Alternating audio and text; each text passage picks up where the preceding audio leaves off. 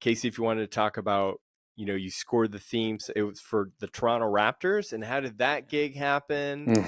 And, again, what I'm trying to get at is that the through line is your connects. It's just, you put in the heart, like, what advice would you have for the AAPI community entering into the music or film space today?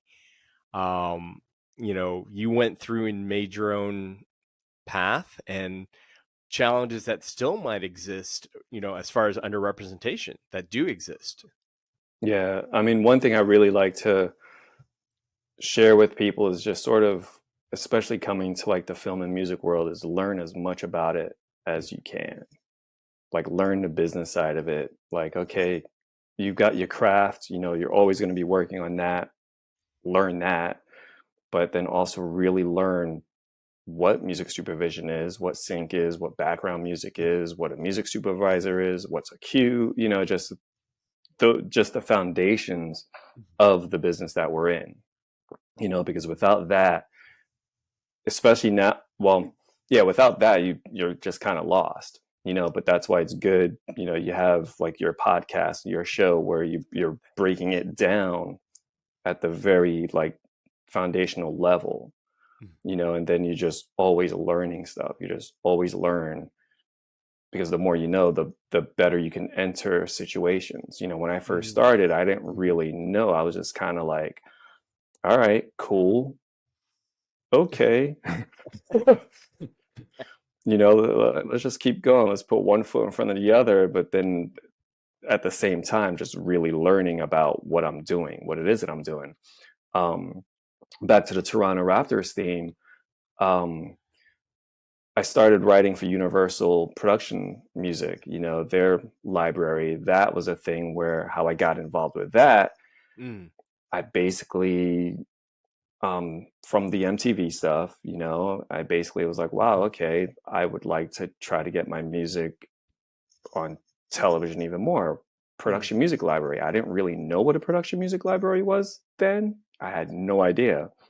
But there was an online resource, called like LA 411 or some shit like that. Yeah. And I remember literally staying up all night, emailing a whole bunch of contacts at all these different companies, who did music for film and TV.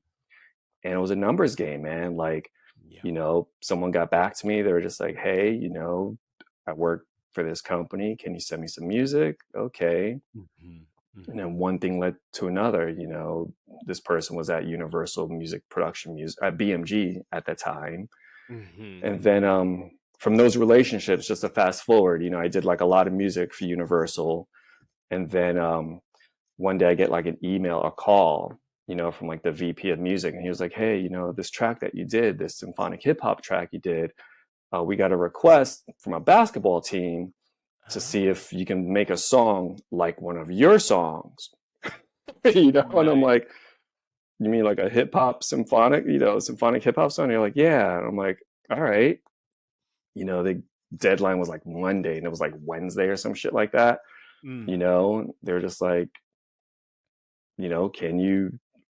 are you open to this? And I'm like, yeah, sure. Why not? So I created a track and sent it in. They were just like, client likes it, just a little bit of tweaks. And then after everything was all done, they were like, oh, it's a basketball team, the Toronto Raptors. Are you familiar? And I'm like, no, because they weren't really that known at that time.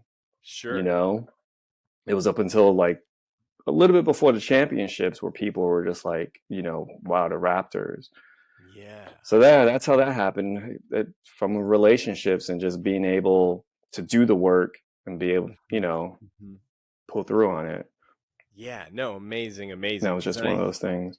Did you stay up all night to do that track?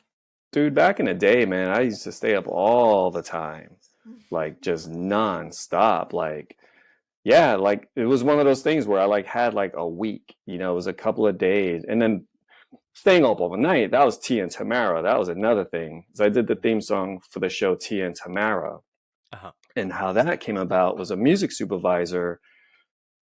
It was Dan Wilcox, and he reached out to me. I didn't know him, but he had gotten my information from someone, and he was like, hey, you know, I'm music supervising a show, you know, this is what they want. That was crazy. That was like literally like over a weekend. I submitted like 20 demos.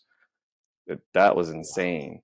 Yeah, no, but You know, you're battle tested, and I think, you know, the through line for everyone in this in the studio here talking about this is, like you said, Casey, hard work, dedication, know your craft, yeah, and that's the most then important.